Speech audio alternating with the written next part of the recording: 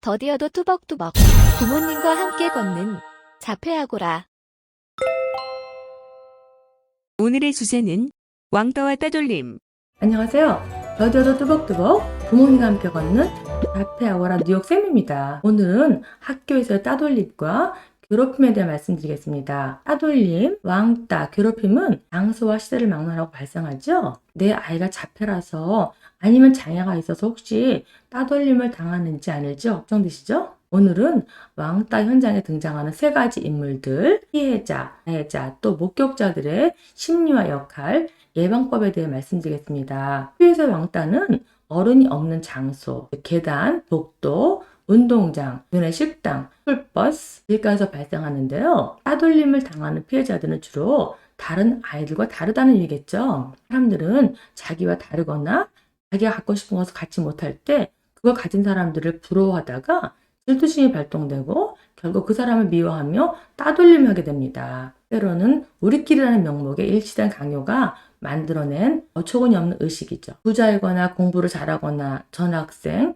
뚱뚱하거나 마르거나 어쨌든 좀 남이랑 다르거나 특히 장애 아동이 타겟이 되는데요. 따돌림을 당하면 서로 방어할 수 없는 것에 대해서 무기력을 느끼고 두려움, 외로움으로 정신적, 사회적, 신체적 영향을 받고요.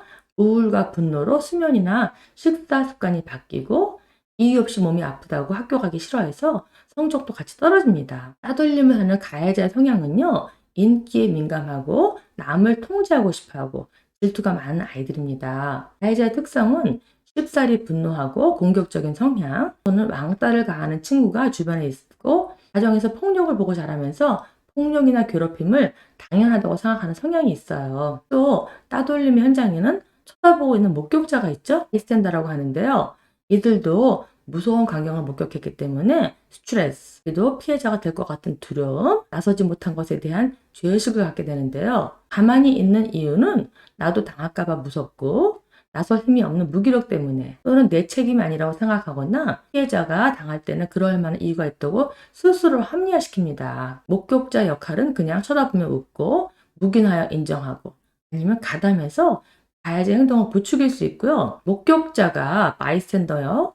거기서 업스탠더, 즉 피해자를 돕는 옹호자로 바뀔 수 있습니다. 직접 개입으로는 하지 말라고 말하고요. 피해자를 몸으로 막으면서 가해자한테 그 장소를 떠나라고 하면은 다른 목격자들이 동조해서 피해자를 보호하고 가해자의 행동을 주춤하게 하거나 멈추게 할 수 있습니다. 아니면 간접적으로 신고를 하거나 어른이나 선생님한테 보고를 해야겠죠. 그런데 아이들이 자기가 왕따를 당하고 피해를 입어도 부모나 선생님한테 알리는 경우는 드물어요. 평균 20% 정도죠. 이유는 굴욕감, 부모한테 오히려 야단을 맞을까 봐죠. 왜 당했어? 그렇게 약해? 이런 반응을 보이거나 아니면 부모가 직접 나서서 가해자를 야단치고 결국 자기한테 더 큰 피해가 올까 봐 두려워서죠. 내 아이가 이 세 종류 중에 한 사람이 될 수 있는 가능성이 상당히 높습니다. 그래서 아이가 학교 시작하기 전에 이런 이야기에 대한 책을 읽어주거나 같이 말씀해 주시고 이럴 때 피해자는 잘못한 것이 없고 가해자가 문제이니 혹시라도 이런 일이 너한테 생기면 나한테 이러지 말라고 말하고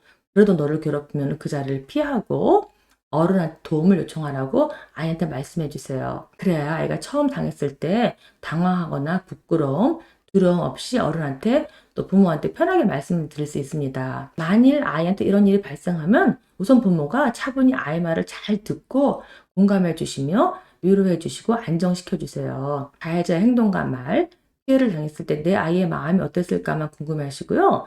아이의 마음을 품어주고 아이 말에 무조건 동의해 주세요. 아이한테는 지금 자기를 수용하며 이해해 줄 내 편이 필요합니다. 비난이나 판단하면 안 되고요. 학교나 가해자한테 먼저 가서 부모가 나서면 아이는 말한 것을 후회하고 무서워해요. 그래서 아이랑 말한 다음에 그런 다음 학교에 알리고 가해자로부터 떨어뜨려 놓거나 보호를 요청해야 되겠죠. 내 아이가 목격자가 됐을 때는요. 피해자를 보호하라고 말씀해 주시고요.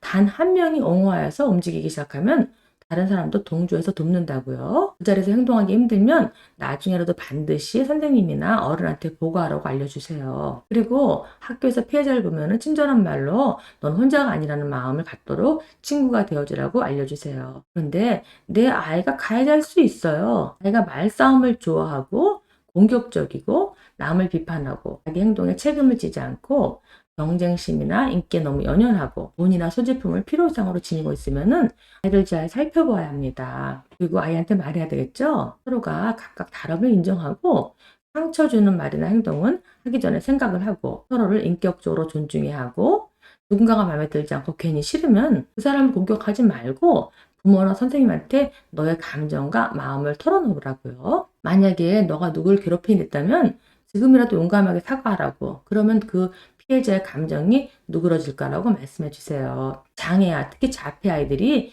피해자가 될 가능성이 높죠. 아이들이 놀리고 별명이나 이름을 계속 부르고 흉내내고 그렇죠. 앞서 말씀드린 것처럼 피해를 당하지 않도록 미리 교육과 준비를 시키고 아무리 작은 사건이라도 무슨 일이 있었으면 반드시 엄마한테 말해달라고 인지시켜 주세요. 작은 일이 점점 커지게 되면은 나중에 아이의 성격 발달 혹은 극단적인 생각까지 할 수 있게 됩니다. 사람들은 누구든지 괴롭힘이나 떠돌림이 없는 사회나 직장, 학교에서 지낼 수 있는 권리가 있습니다. 이 사회에서 인간의 존엄과 존중이 마땅히 이루어져야 되겠죠. 적합한 예방과 올바른 실천을 통해서 아이들이 서로의 차이를 인정하고 인격적으로 존중하여 건강하고 공평한 사회를 이루는 것이 무엇보다도 중요하겠습니다. 다음 영상에서는 자폐 아동의 형제, 조부모님들의 역할과 심리 상태에 대해서 말씀드리겠습니다. 오늘 영상이 도움이 되셨으면 구독과 좋아요 눌러주세요.